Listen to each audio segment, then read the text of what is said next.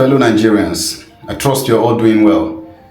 Tonight, I just want to give us some very quick highlights as regards to the speech that was made by the current president, President Bola Ahmed Tinubu, ably represented by his Vice President Kashim Shettima at the United Nations General Assembly. This meeting took place just 2 days ago.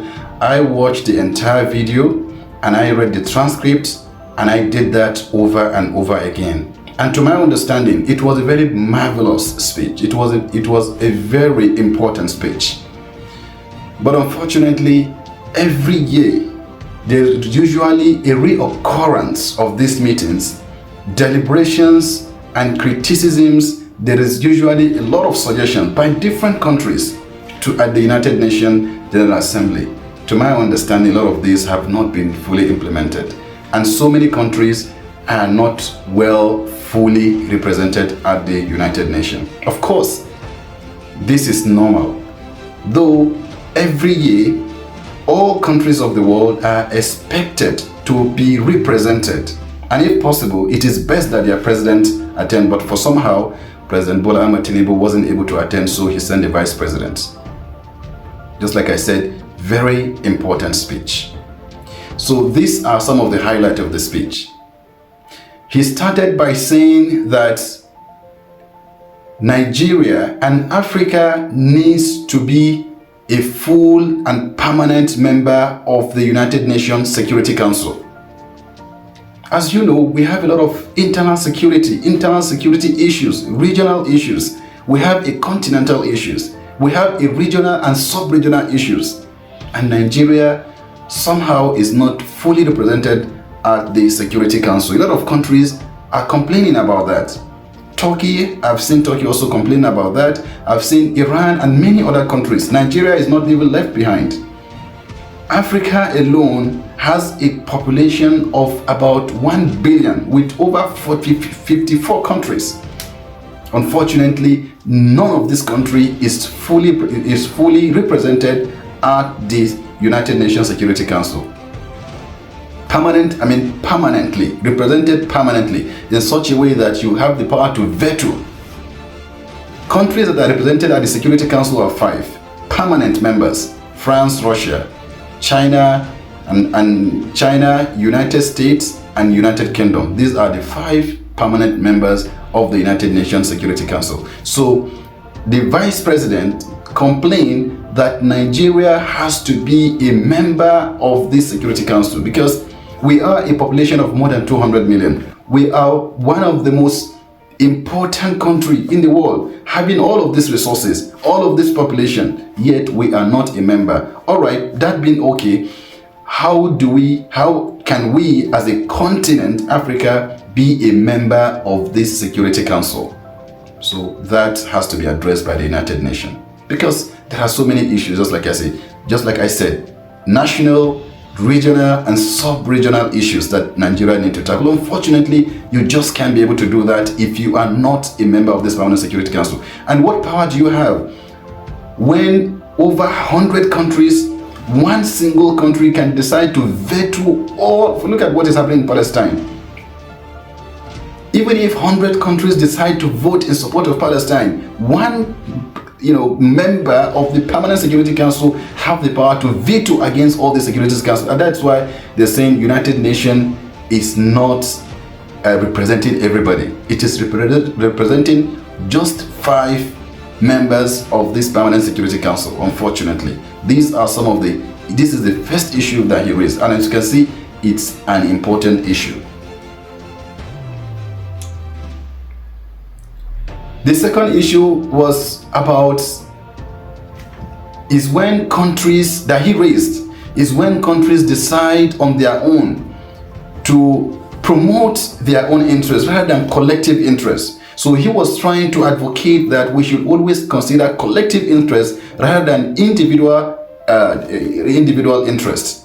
Because when you try to put your own interest above the interest of everybody, then we just might never be able to achieve all our goals, especially when it comes to sustainable development goals. How do we achieve that if we don't come together and work together and collaborate, synergize, and see how we can be able to find an effective solution to some of the issues that are facing the world, such as climate change, extreme poverty, terrorism, and so many others.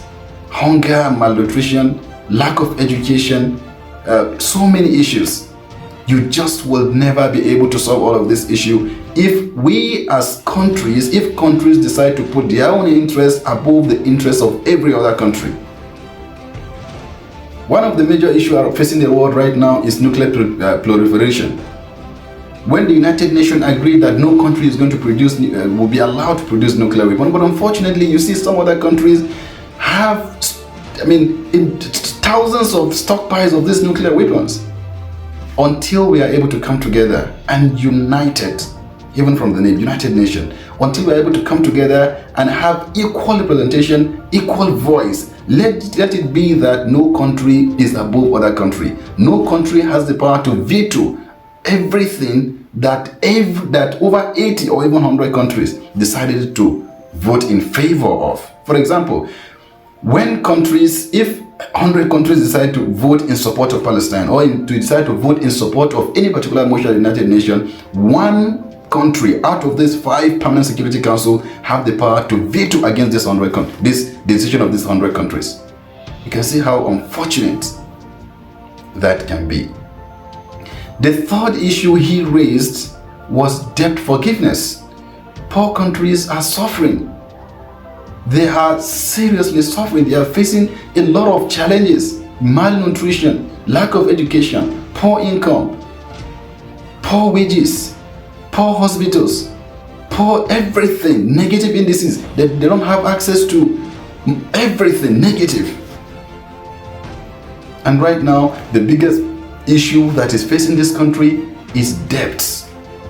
You're trying to raise your income, you're trying to improve your education, you're trying to improve your electricity, you're trying to improve all of this. Unfortunately, you have a lot of debt that you are going to pay. Unfortunately, when giving this debt to developing countries or these poor countries, they usually come with very high interest that cannot be determined by the borrower but by the lender. For example, when you are given maybe $10 billion, then in the next 2, 3, 4, 5 years, that money becomes maybe 20. From 10, it becomes 20 to $30 billion. And most times they tend to give you money based on certain criteria. They have to tell you the sector you are going to invest that money in. So you can't decide, you can't be the one. Everybody knows, and it's very obvious that these are some of the issues facing developing countries. That when giving them loans, if some of these multinational institutions are giving poor countries or developing countries loans, they tend to give them loans in such a way that they can't be able to pay, because they don't allow them to invest these loans in critical sectors that can be able to generate enough revenue over the years to settle the debt. Rather, they give you loans with certain criteria, and unfortunately we have very bad politicians. Anyway, that's not the topic for today. The summary, he was talking about debt forgiveness. Right now, we need debt relief. Developed countries have to look for a way to pardon these debts, because developing countries have no means, they have no power, they have no ways of raising enough revenue to be able to pay this debt. I understand very perfectly that one of the major complaints that Nigerians are making right now is high taxes. Again, we're going to talk about that. And finally, which is very important, again, it's about prioritizing. I earlier made mention of that anyway. It's about prioritizing our collective interest rather than the interest of rather than single your individual interest. He promised that Nigeria is willing to work with every country to find a solution to all the global issues. Nigeria is willing to be a part of that. For me, I think it is a thumb up for him. I really commend him for that speech, and it's actually very excellent. We might not agree with them in many areas, with many of their policies, but when it comes to this, I think it is the right thing to say at the United Nations General Assembly. Thank you so much.